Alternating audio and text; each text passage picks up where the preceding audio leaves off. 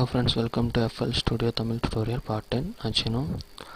அதாவது லாஸ்ட் கிளாஸில் இந்த ஆசிலேட்டரில் எப்படி ஒர்க் பண்ணுறது அப்படின்றத பற்றி பார்த்தோம். இப்போ அதிலே இன்னும் இந்த டைம் ஏரெல்லாம் எப்படி செட் பண்ணுறதுன்றதை பற்றி பார்ப்போம். இங்கே பார்த்தீங்கன்னா வால்யூம் வந்து நம்ம அந்த இடத்துல கொண்டு போனோமே நம்மளோட கர்சர் வந்து மறைஞ்சிரும். நம்ம அதுக்கு கீழே வந்து நம்ம டிக்ரீஸ் பண்ணிக்கலாம், அப்புறம் இன்க்ரீஸ் பண்ணிக்கலாம்.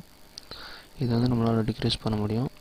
இது பார்த்தோன்னா ஏன் நம்ம இந்த மவுஸ் பாயிண்டர் மாதிரி இதுன்னு பார்த்தோன்னா இது நல்லா நீங்கள் கூர்ந்து கவனிச்சிங்கன்னா தெரியும். அதாவது ஒரு பட்டன் ஆசிலேட்டர் இது வந்து நம்ம வந்து சவுண்ட் வந்து க்ரியேட் பண்ணும்போது இந்த மாதிரி ஒரு சிஸ்டமே இருக்கும்.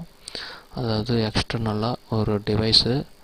ஸோ அதே மாதிரி இந்த செட்டிங்கை தான் இந்த FL Studio சாஃப்ட்வேர்லேயும் பண்ணியிருக்காங்க.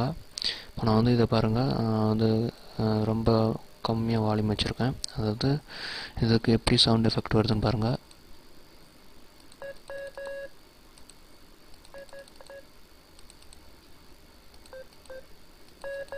பார்த்திங்கன்னா தெரியும், நல்லாவே எஃபெக்ட் வந்து டிஃப்ரெண்ட்டாக இருக்கும். உங்களுக்கு வந்து இந்த மைக்கில் எந்த அளவுக்கு எஃபெக்ட் கேட்குதுன்னு தெரில. அதாவது நீங்கள் இதை ட்ரை பண்ணும்போது நல்லாவே தெரியும். அதே மாதிரி வால்யூம் 3யும் நம்ம வந்து அதாவது இப்போ வந்து நான் கொடுத்துருக்கிறது பார்த்தோன்னா லெஃப்ட் சைடு இருக்கிற ஸ்பீக்கருக்கு வந்து நம்மளுக்கு வந்து சவுண்ட் வரும். நான் வந்து இதை இன்க்ரீஸ் பண்ணிடுறேன்.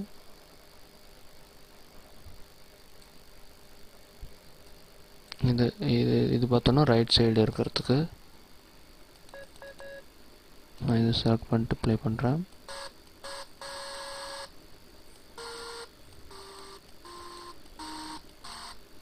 பார்த்தீங்கன்னா தெரியும், அதாவது ரேடியோவில் வர ஒரு இரைச்சல் சத்தம் மாதிரி வருது. நம்ம எது வேணுமோ அதை செலக்ட் பண்ணிவிட்டு அதுக்கு தகுந்த மாதிரி இங்கே இருக்கிற எல்லா பட்டன்ஸுமே நம்ம ப்ளே பண்ணோம்னா அந்த எஃபெக்ட்ஸ் எல்லாம் வரும் பாருங்கள்.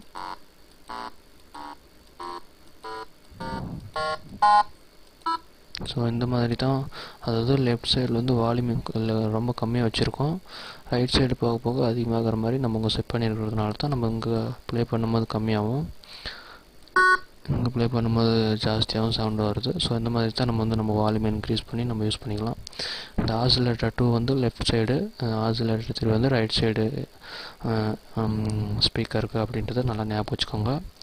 இந்த பியானோவிலே நான் வந்து இன்னொரு சில ஷார்ட்கட் சொல்கிறேன். அதாவது ஒவ்வொரு டைமும் நம்ம போய் இதுமாதிரி கிளிக் கொடுத்துக்கிட்டு இருக்க தேவையில்ல.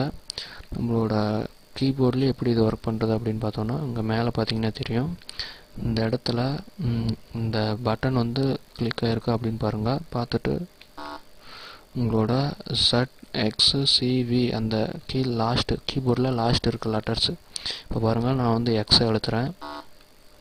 இப்போ பார்த்தோன்னா C அழுத்தியிருக்கேன், லைனை அழுத்திட்டு வரேன்.